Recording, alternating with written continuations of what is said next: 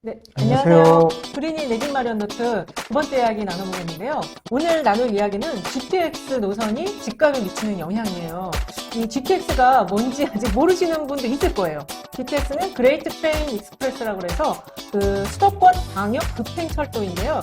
이게 한 2007년부터 이제 계획이 돼서 경기도에서 제안을 해서 국토부가 받아서 지금 2차 그 국가철도망 구축 계획에는 포함이 됐지만 실현은 안 됐고 3차에서 이제 착공이 들어가는 라인이 생겼다고 합니다. 그 소장님, 네. 이게 지금 ABC 3개 라인이 있잖아요. 네. 지금 보니까 A 라인이 파주 운정에서 화성 동탄까지, 그러니까 이게 저 위에서 아래로 이렇게 저기 북쪽에서 이 화성 동탄 남쪽 아래로 내려오는 게 A 라인이고요. B 라인은 인천 송도에서 경기도 마석으로 이 가로질러 가는 거예요. 그다음에 C 라인은 경기도 양주 북쪽에서 수원으로 밑으로 내려오는 라인이거든요. 네네. 그래서 지금 A 라인은 그 파주 운정에서 화성 동탄으로 가는 라인은 착공이 들어갔다고 하고, BC 라인은 지금 이제 진행 직전인데 이 노선 부분이 조금 지자체가 힘겨루기가 일부가 있는 지역들이 있다고 합니다. 그 GTX가 이게 지금 도심 외곽에서 도심으로 들어오는 게 최대한 15분에서 20분, 25분 요 정도의 소요가 된다고 하는데 이게 집값에 미친 영향이 얼마나 될까요? 일단 엄청나게 영향을 많이 미칠 겁니다. 크게 미칠까요? 네네. 이게 이제 GTX가 쉽게 말하면 네.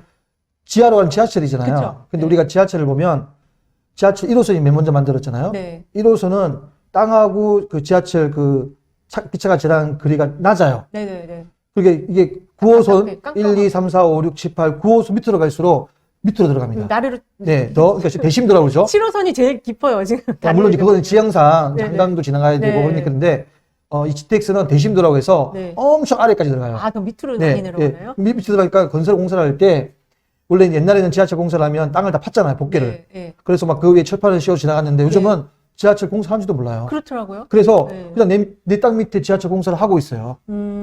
그만큼 밑에 가기 때문에 네. 그 이제 공기도 그냥 그 공사를 하는지 안 하는지 모를 정도로 그 공법이 좋아져서 그러다 그래서 보니까는 예전에는 뭐 지하철 간다 하면 그냥 그 일대가 다 교통 네, 마비가 요즘 그렇지 않습니다. 일어났잖아요. 그러니까 이게 결정이 되고 노선이 정해지면 그냥 시간이 더 공사가 빨리 진행될 거예요. 네. 그래서 네. 이게 만들어지면 문제가 지금 연신내하고 네. 서울에 또 아까 말씀하신 그 파주 운정 지역에 네. 그 창녕 그쪽 주변에 네. 주변에는 강남까지 지금 엄청 많이 밀리잖아요. 그렇죠. 너무 힘들어. 거의 한 강남까지 2시간 걸려요. 30분 안에 다 돌을 수 있어요. 그러니까요. 그럼 강남 사는 사람이 네. 집값 강남 산다고 전부 다 그 집이 있는 건 아니거든요. 네, 그렇죠. 강남에 직장이 있더라도 네. 직장은 강남에 있고 보통 강남에 직장 많지 않습니까? 네. 집은 연신내나 네. 창녕 쪽에 가도 네. 그 괜찮은 거예요. 그쵸. 출퇴근에. 그러다 보면 15분이면 괜찮죠. 연신내가 서울에서 비싼 지역은 아닌데 네. 이 GTX가 만약에 착공이 되고 네. 실현되면 지금 사실 그 전부터 움직임은 있었지만 네. 집값은 아마 이거 서대문구가 아마 이쪽이 네. 제일 그 뜨거운 지역이 되지 않을까. 소외 지역이 된다. 오늘- 거기가 지금 그 김영호 의원님이 서대문구 이제 지역구 의원이신데 음. 지하철이 뭐 하나 들어간다 그때 뭐 홍보를 엄청 크게 하셨던 게 기억이 나요. 홍보는 많이 됐는데 네. 그 주변에 많이 부동산이 한번 쓸고 갔어요. 아, 서대문을요? 그러니까 그 연신내 주변에 아, 연신내. 단독도 엄청나게 많이 사고 거래가 됐는데 네. 안이 나왔고 실행이 될지 안 될지는 좀 긴가민가했죠. 근데 이게 구체화 딱 확정되는 순간은 네. 완전히 달라집니다. 지금도 지금 우리 서울과 그 경기도까지 이 인근 지역이 교통이 굉장히 불편해요. 이게 한 번에 들어오는 게 거의 없고 버스 타고 지하철 타고 갈아타고 해야 되고 특히 저기 용인이라든지 이쪽에서는 엄청난 그 교통 스트레스, 출퇴근 스트레스가 젊은 세대들이 많이 겪고 있거든요. 근데 이게 지금 뭐 20분 내에 들어온다면 이거 꿈의 트랙인데 이게 그럼 집값에 미치는 영향이 서울 시내 집값에 더 영향을 미치나요? 아니면 그 도심 외곽 쪽에 더 영향을 크게 미치나요? 아마 창녕에 오늘 신문을 네. 보니까 창녕에 무슨 개발하고 역사가 확정됐다고 나왔잖아요. 네, 네. 그러면서 10억, 뭐 팔아 가던 게 10억이라고 나왔다고 나왔어. 신문에 봤어. 오늘 네. 신문에. 네, 네. 그럴 만큼 시장은 국가가 공신력 있게 발표를 확정을 하면 적극적으로 움직이거든요. 네. 계속 올라가지도 않아요. 왜냐면 개발 계획은 한 7, 80%는 발표할 때 딱 반영이 되거든요. 아, 그 이후에는 발표가 예. 반영이 안 되나요? 조금은 되지만 아. 계속해서 이렇게 뭐 공사 기간에 따라서 올라가지는 않고 확정이 되면 이제 짓는 거니까 네. 딱 거의 한 7, 80% 반영이 되거든요. 아, 네. 그리고 더 이상은 뭐 이제 좀 올라갈 수도 있지만 계속 그 추세로 올라가지는 않겠지만 아무튼 이게 그 우리가 역세권 하지 않습니까? 네. 이거는 그냥 일반 역세권이 아니에요. 네. 출발점이니까. 뭐 막 트리플 역세권 뭐막 그렇죠. 연신내를 중심으로 해서 기존에 네. 그 3호선이 있지 않습니까? 네. GTX 여기 만들어지면 당연히 더블이 되는 거고 네. 이게 강남까지 바로 이어지는 몇 정거장 안 지날 거야. 맞아요. 한 몇 개 두세 안- 개 네, 빼놓고 안 바로 되나요? 오기 때문에 네. 연신내를 중심으로 새로운 부도심이 형성되지 않을까 이렇게 예. 생각하고 있습니다. 이게 지금 그 세 개의 라인이요 만나는 지역이 있거든요. 거기가 용산 아니에요? 용산이 네. 아니고요. 서울역하고 삼성역하고 청량리예요.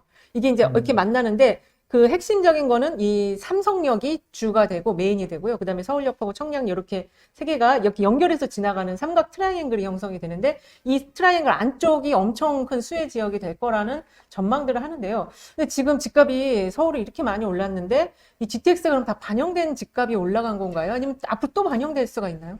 말씀드린 것처럼 GTX가 말이 2007년도에 나왔잖아요. 네. 그때는 뭐 그냥 그러나 보다. 근데 이게 네. 계속해서 아이디 차원이 아니라 네. 구체적으로 이게 진행되는 걸 느껴요, 시장에서는. 네. 그리고 오늘 구체적으로 그 창업주 확정을 했지 않습니까? 네. 역도 연신내역하고 대곡역 사이에 역이 만들어지겠다고 했기 때문에 사실 제가 개인적으로도 여기 관계된 회사에 그 다니는 분한테 얘기를 들었거든요. 아, 네. 대곡역 쪽이 네네.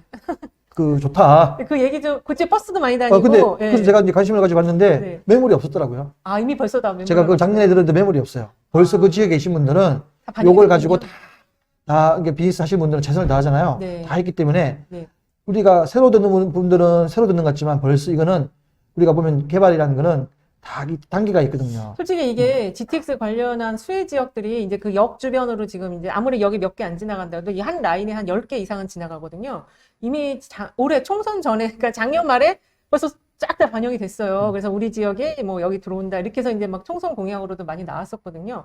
그러면은 지금 현재 집값은 이 GTX 라인이 들어오는 게 좀 반영이 되어 있다라고 보면 되겠네요. 그렇죠. 많이 돼 있죠. 네. 그리고 더 오르는 거는 외곽적이 좀 더 오를 가능성이 있겠네요. 이제 그러면 그 반영된 지역에 네. 조금 벗어난 지역에 이제 관심이 갔겠죠. 네. 그래도 이제 그 다음 네. 순서로. 네. 네네. 구체화됐으니까. 그렇죠. 근데 사실은 그런 지역들이 서민들이 살 수 있는 집들이 있는 곳이잖아요. 근데 거기가 또 서울의 중위값에 맞춰서 이게 막 10억대나 올라온다면 이거는 좀 잡아야 되지 않을까요? 모든 개발에는 부동산 건축 그 개발에는 당연히 부동산 호재잖아요. 네, 호재죠. 상승의 호재고 네. 뭐 호재를 할 수 어떤 사람 호재가 아니겠죠. 네. 어쨌든 이 가격의 상승 요인은 작용하는 건 사실입니다.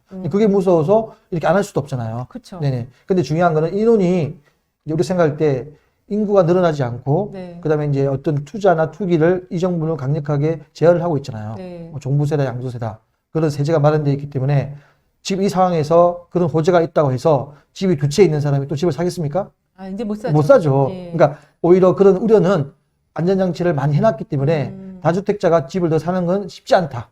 그 사는 사람 바보죠. 네, 실수요자들만 이제 살 수 있는 집이 없는 사람이 시장이었냐. 집을 사려는데 가격이 좀 오를 수는 있어요. 네. 네, 근데 경쟁은 줄었죠. 옛날에는 집이 많은 부자들하고 경쟁을 해야 되는데 그 경쟁자는 없어졌지만 네. 이제 좀 경쟁력은 떨어졌지만 가격이 조금 오를 수는 있어요. 네. 근데 요걸 생각을 해서 네. 정부에서는 주택 정책이나 이런 부분을 좀 했으면 좋겠다. 저도 좀 간절히 바라는 게요. 지금 서민이 그나마 살 수 있는 그 아파트들이 있는 지역이 노도강이라고 하잖아요. 노원구 도봉. 강북구, 예, 도봉구 네. 이런 쪽인데 여기도 지금 다 집값이 너무 오르고 있어가지고 갈 데가 없어요. 그럼 이제 저기 경기도에 진짜 외곽으로 나가야 되는데 물론 이게 GTX가 들어와서 출퇴근이 뭐 30분 이내로 간다면 갈 수도 있겠지만 근데 그거는 조금 좀 안 오를 수 있게 좀 제어 장치를 더 만들어주는 게 필요하지 않을까 그런 생각이 듭니다.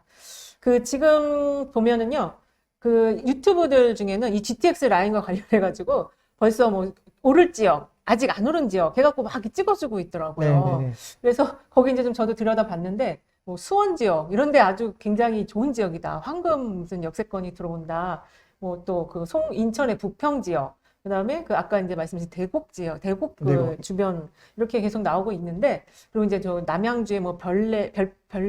네, 별내. 네. 별내 이런데 하남 이쪽에 지금 하남도 굉장히 집값이 많이 뛰었잖아요. 이 부동산 개발은 어느 날 갑자기 할 수 있는 게 아니고 중장기 계획을 세워요. 그쵸. 그 계획을 세워서 그게 이제 어떤 상황이 되면 좀 더 구체화되기 때문에 그 유튜브나 보통 이제 부동산 이제 투기에 안내하신 분들은 네. 그런 계획을 바탕으로 경험적으로 국가가 이렇게 발표를 하면 시간의 문제지만 네. 충분히 되기 때문에 미리 뭐 토지나 이렇게 투자나 투기하는 분들한테 안내를 하는 거죠. 이게 그러니까 그냥 갑자기 개인 아이디어가 아니라 네. 어떤 데이터를 가지고 네. 계획을 가지고 얘기를 하는 거지. 그런 계획을 개인이 들으면 한번 어떤 이익을 본 사람은 무시하겠습니까? 그렇죠. 네. 당연히 조금 늦을 수 있지만 그렇게 되는 거지. 그 계획을 무시하고 새로운 어떤 안에 갈 수가 없어요. 네. 또 다시 시작해야 되는데. 그렇죠. 음. 마지막으로 질문 드리면은요. 근데 이게 GTX 라인이 들어오면서 수도권과 비수도권의 격차가 더 커지는 건 아닐까요? 어떤 격차 말씀하시는 그러니까 거죠? 이제 사람들이 다 수도권 안에만 사는 거죠. 이게 교통이 너무 좋아지니까. 그래서 지방으로 수도권 이하로 내려가질 않는 거예요. 이제 이런 얘기 있어요. 네. 너무 교통이 시골에 지역에 네. 이제 지역 발전을 위해서 도로를 놓자고 얘기를 하잖아요. 네. 도로를 놔서 정말 이제 그 차도 어떤 뭐 고속도로처럼 이렇게 만들어 놓으니까 그 지역의 주민들이 한 명도 없는 거예요. 왜냐면 다 빠져버리는 거야. 인근 도시로. 네, 블랙홀 현상 같은 거. 아이들도 원래 제가 알고 있는 어느 지역도 인구가 9만까지 돼서 네. 이게 군인데 시가 되냐 안 되냐 얘기를 어릴 때 제가 들은 적이 있거든요. 지금 네. 3만 조금 넘어요. 아, 네. 이유가 뭐냐면 교통이 좋아서 네. 옆에 있는 시로 빠져버린 거예요. 그 시에 있는 사람은 좀 더 큰 도시로 빠지고 그렇죠. 부산에 있는 사람들이 지금 KTX가 만들어지니까 네. 쇼핑을 네. 그 KTX 타고 서울로 와요. 부산에도 두 백화점 시간이면 2시간 반이면 오니까요. 그러니까 이런 거예요. 네. 부산에 쇼핑을 뭐 부산에 큰 백화점이 없는 게 없는데도 네. 자기는 이왕이면 서울 가서 서울에 사겠다. 있는 가장 큰 본점에 사겠다. 네. 물건은 똑같아요. 네. 그 마음이에요. 쇼핑이 즐거움. 네. 옛날 같으면 시간이 걸리면 안 오는데 2시간 반이면 오는데 네. 안 그런 사람 있겠습니까? 그렇죠. 그래서 교통이 좋아져도 교통만 좋아지는 게 아니라 나빠지는 것도 있다. 이런 걸 잘 이렇게 그 음량을 네. 잘 따져봐야 될 것 같습니다. 사실 이게 이제 국토 균형 발전의 문제이기 때문에 참 답이 물론 이제 세종이라는 지금 핵심 거점이 있긴 한데 어쨌든 이게 GTX가 음과 양, 명과 암이 있는 것 같아요. 이 직장인들, 맞습니다. 네. 예, 직장인들에게는 또 굉장히 빠른 그 출퇴근 거리 시간으로 인해서 피곤함을 좀 덜하지만은 전부 다 또 수도권 안에서만 사는 그런 문제가 생기지 않을까. 그런 게 있는데 어쨌든 정부가 이런 부분을 좀 잘 살펴서 그래도 지금 급한 게 출퇴근 스트레스 좀 줄여주는 거거든요. 아주 정말 너무 힘들어 하더라고요. 저도 사당에서 그 이제 차 가지고 다니면서 보면은 거기 길게 그 광역버스 타려고 그 서 있는 분들 보면 얼마나 피곤할까 그 생각할 때가 있어요. 그래서 빨리 좀 이게 지금 2025년 정도 완공되는 걸로는 계획상 나왔는데 좀 더 늦어질 수도 있겠죠. 뭐 계획은 항상 좀 늦더라고요. 그렇죠. 네네. 예, 그래서 B 라인, C 라인 모두 다 잘 착공이 되어서 어쨌든 이 출퇴근하는 그 모든 서민들에게 발걸음이 좀 가벼운 그런 노선이 됐으면 좋겠습니다. 그 앞으로 관련 내용이 또 나오면 또 자세히 살펴보도록 하고요. 오늘은 이걸로 마무리하도록 하겠습니다. 감사합니다. 감사합니다.